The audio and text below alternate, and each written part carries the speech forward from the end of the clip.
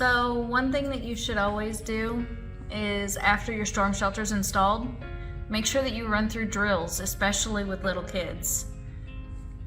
Run through quite a few of them. Make sure that you have your timing down. Most times I recommend that you have inside the shelter water, non-perishable snacks, food, stuff like that.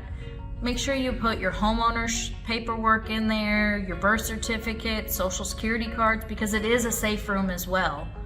So put that stuff in there. Make sure there's a flashlight in there, even though it comes with a work light.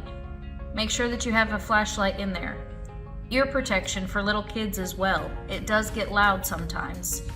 Make sure that you also put shoes, hairbrush. Tornadoes like to come in the middle of the night, so that way you jump out of bed, you run in there, you don't think to grab your shoes before you go in. And then once you come out, all of that debris is everywhere and you're gonna have to stand on it. That way you don't get nails in your feet, stuff like that. I also recommend a radio, like one of the old crank radios. They sell them all different places. That way you can still listen to the weather even after the power's gone out.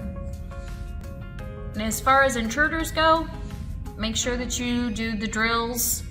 That way you can have your stuff inside. Everybody can run in, slide the bolts across. There's 3 sliding bolts, because once that door's shut, they're not getting in.